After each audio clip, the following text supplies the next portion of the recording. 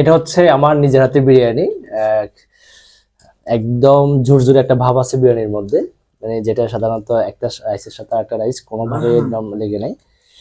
তো আসলে আমি টেস্ট করবো এখন কেমন হয়। সবার তো রিভিউ দিচ্ছি, এখন নিজের খানা রিভিউটা দিব।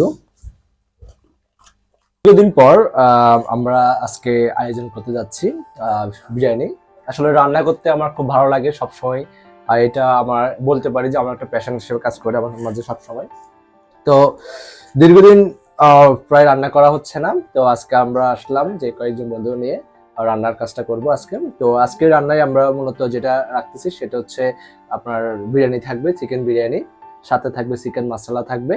তো প্রচুর পরিমাণ খিদে লাগতেছে, একটু সানাসুর খেয়ে নি।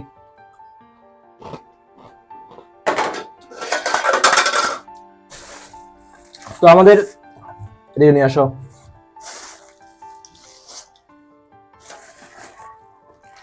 আমাদের বিরিয়ানির জন্য আমরা 1 কেজি চাল নিয়েছি, চিনিগুড়া চাল। চিনিগুড়া চাল আসলে আমরা যেহেতু 7 জন মানুষ, আমাদের জন্য 1 কেজি চাল হলে ইনাফ, এর চেয়ে বেশি প্রয়োজন নেই।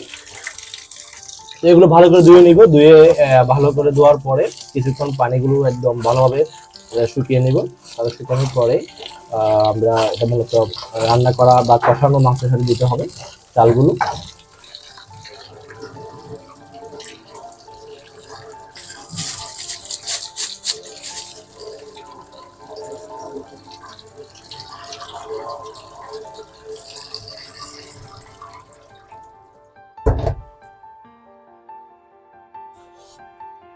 এই হচ্ছে মাংস, এখানে প্রায় 1.5 কেজির মতো আমি চিকেন নিয়েছি বা মুরগি মাংস নিয়েছি।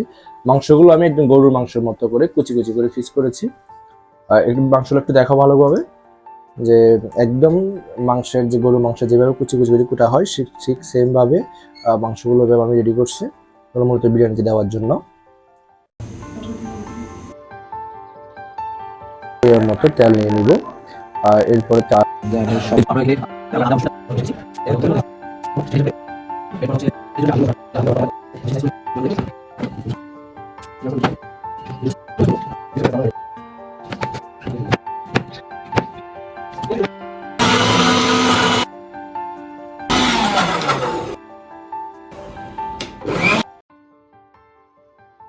চারটা আলু নিয়েছি।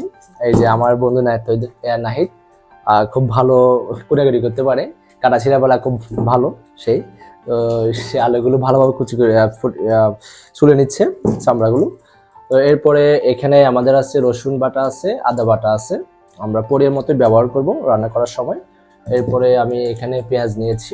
তো মোটামুটি বিরিয়ানি রান্না করার জন্য যা যা প্রয়োজন আমরা হচ্ছে আপনার যে কাঁচা এলাচ, তারপর হচ্ছে দারচিনি, এগুলো ভালোভাবে পিষানো।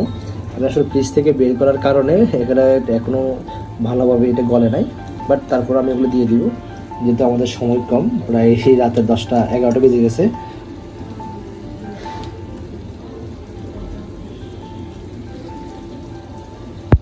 প্রচুর পরিমাণ খেতে হবে।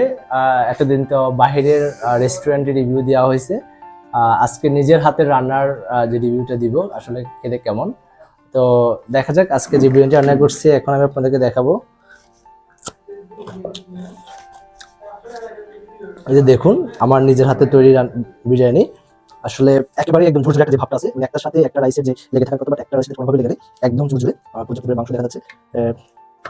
এরপর হচ্ছে এটা হচ্ছে মুরগির কারি, মানে চিকেন কারি, যেটা একদম ঘামা ঘামা করে আমরা রান্না করছি অল্প পরিমাণ। তো প্রচুর পরিমাণ খেতে হবে আজকে, মানে প্রচুর খেতে হবে। সব সময় তো আমি বাইরের রান্নার রেস্টুরেন্টের রিভিউ, আজকে নিজের হাতের রান্নার রিভিউটা দিব আমি। এ হচ্ছে আমার বন্ধু নাহিদ, খুবই ইনোসেন্ট একটা বয়। তৈদুল ইসলাম বিজয় তো আছে খুব ব্যস্ত পরিবেশন নিয়ে। এ হচ্ছে ছোট ভাই তারেক, এখানে আমার একটা ছোট ভাই আছে তানভীর রহমান। এই যে আমার বন্ধু চান্দি খেলা, একেবারে জাহিদুল ইসলাম রবিন, হাটি সন্দীপ পেমাল। এই যে আমার বন্ধু ডাক্তার, ডাক্তার নাম কি? আচ্ছা, নাম বলতে মানা আছে। তো প্রচুর কোপাইতে পারে, আজকে প্রচুর পরিমাণ খাবে আমার কাছে মনে হচ্ছে। তার চেহারার দিকে তাকালে মনে হচ্ছে একটা খাম খাম একটা ভাব আছে তার মধ্যে। এই হচ্ছে আমার ছোট ভাই সাইফুল ইসলাম, প্রচুর খেতে পারে, আমার সাথে সবসময় থাকে ছোট ভাই, প্রচুর পরিমাণ খাই। তো এ হচ্ছে আমাদের আজকে নিজের হাতের খানা, বিরিয়ানি।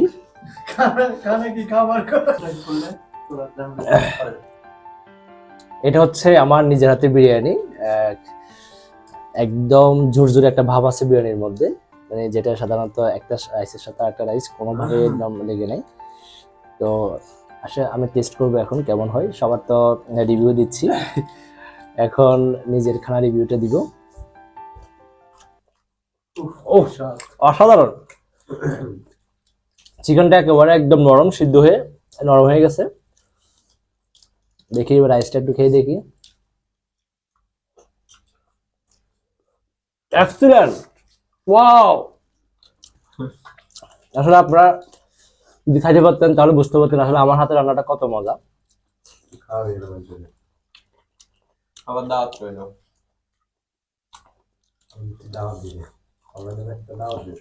আসলে অসাধারণ হয়েছে। একটা মিটার দিয়ে দেবো বন্ধু।